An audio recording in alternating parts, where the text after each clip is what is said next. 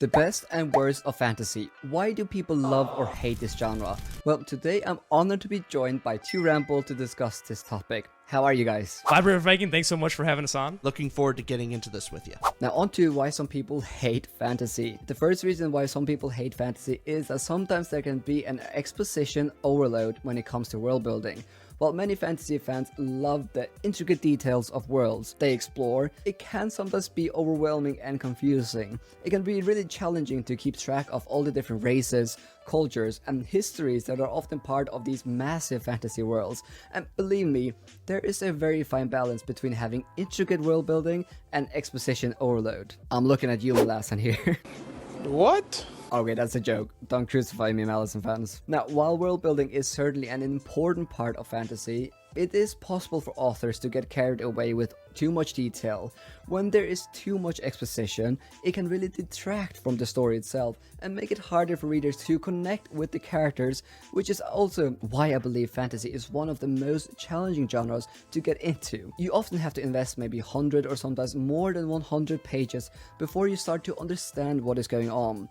It can be a massive challenge, especially for new readers coming to the genre, to get used to all the details you need to have in your mind. Reason number two that people can hate fantasy is plot armor.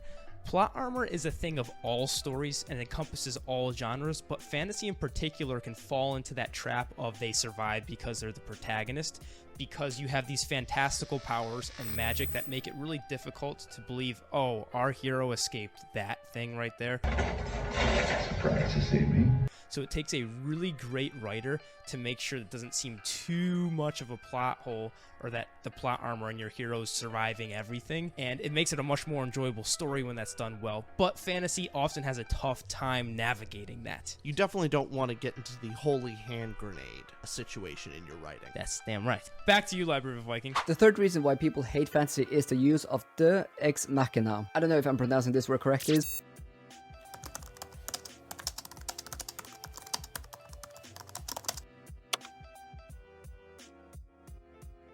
Deus Ex Machina. Moron. So I'll just call it ex machina, okay? Now this is a trope or a literary device, I suppose you can call it, where a seemingly unsolvable problem is suddenly solved by a new or often unlikely character or event. I mean, it is quite typical that an author will maybe not define the magic system properly, and when the character then ends up in an impossible situation, he or she will suddenly get out of this impossible situation because suddenly this person discovers something new in the magic system that no one knew was possible. Now, Ex Machina is truly one of the biggest sins in fantasy novels because it kinda assumes that the reader is stupid enough to not think, well, that didn't make any sense.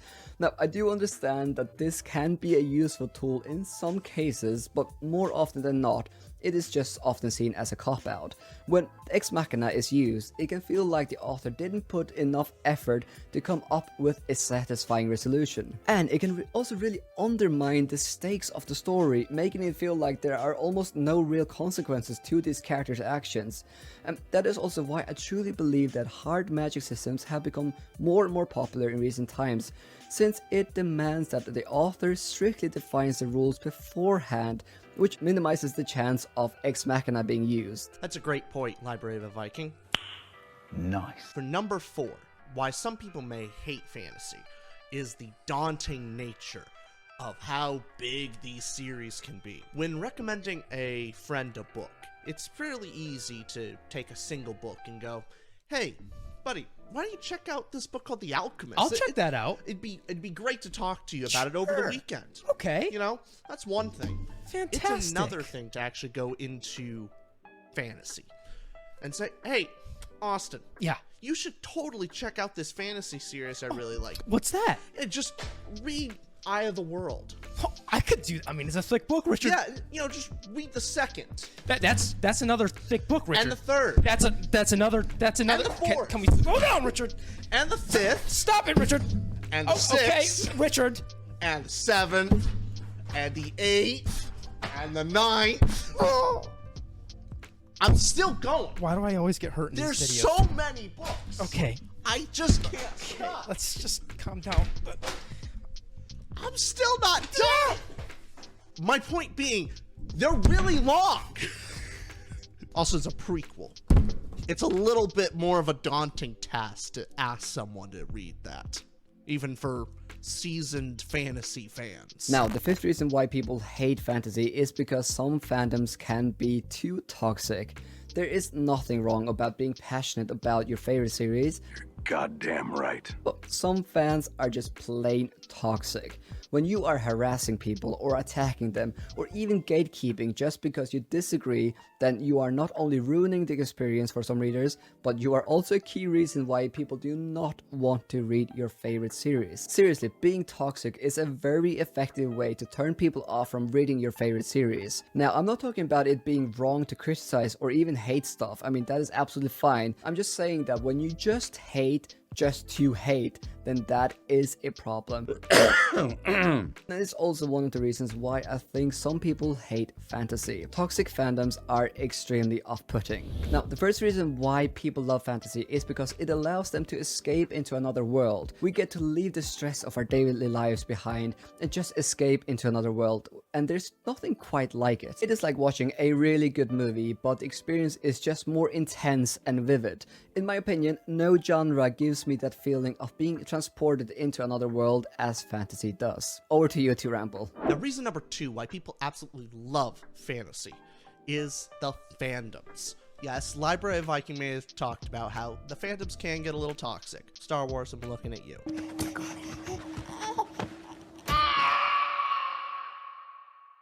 But there's so much good that a fandom can really bring to a fantasy genre.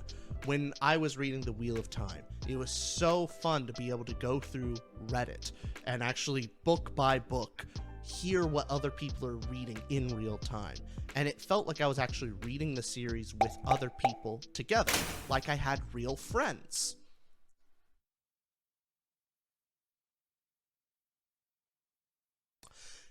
Fandoms give you the illusion of actual friendship. Fandoms give you a chance to actually share theories with other people who are just as enthusiastic about a series as you. It is so hard to find other people in your local area that you actually know in real life that have read these epic long fantasy series. And so, where do you go to? You go online, where you can talk about theories as you're going through this long series. Anything you want, new adaptations coming up. And it gives you a place to actually vent all of these thoughts and feelings that you don't really have in real life. Now, the third reason why I love fantasy is since it is truly one of the most creative genre there is.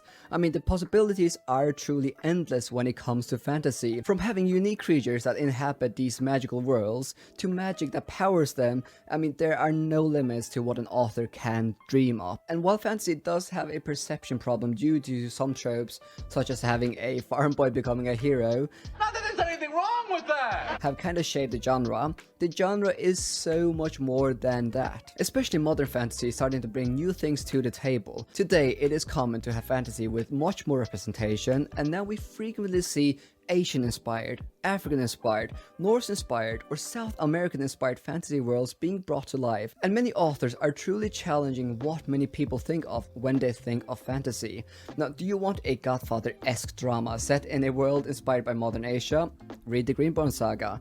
Do you want a world-hopping, meta kind of fantasy story? Read The Dark Tower. I can go on, but one thing is certain, fantasy is truly one of the most creative genres there is, and as readers we get to explore these worlds and be amazed by the sheer creativity on display. Now, reason number 4 that people love fantasy is although Richard mentioned that books like The Wheel of Time and all these fantasy series can be so daunting and a hard ask to get people to read them, Richard, you're gonna want to move your keyboard. Now, Wheel of Time has so many great characters and 14 novels that you could just enjoy all these beautiful, well-orchestrated plots of your favorite, amazing, thrilling, spectacular stories that you just can't get in other genres. You get to spend a lot of time in your favorite worlds is the point, and fantasy really lets you do that and explore these worlds to their deepest point. There's so many novellas, so many different fan fictions created, and The Wheel of Time isn't alone. So many fantasy series have so many books, and if you like that series, you have a lot of time to spend following your favorite characters and your favorite plot lines. You can spend years in your favorite fantasy worlds. It is just such a unique a spectacular genre because of that. You could actually literally hug the entire thing. I don't have enough arms for all these books. Now, the fifth reason why people love fantasy, it allows us readers to explore themes in very unique and impactful ways. Themes such as loyalty, good versus evil, human nature are just some of the few themes that are frequently explored in fantasy. But because these themes are explored in a fantastical context, we're able to see them in a new light. We're able to approach these themes from a different angle and perhaps gain new insights into these themes.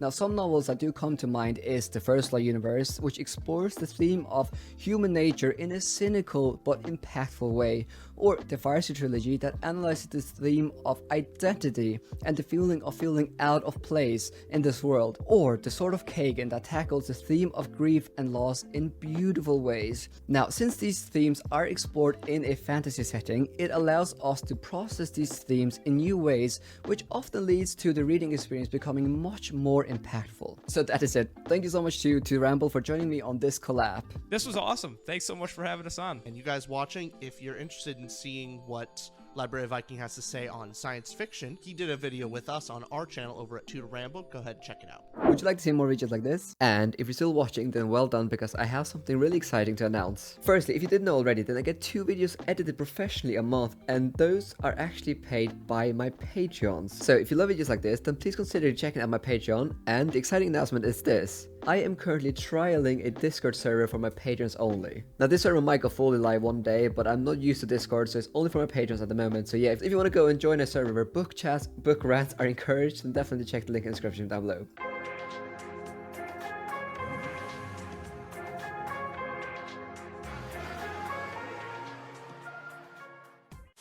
Longtime followers of this channel might remember me talking about one regret I've begun to have as I grow older. Not subscribing to Library of a Viking sooner.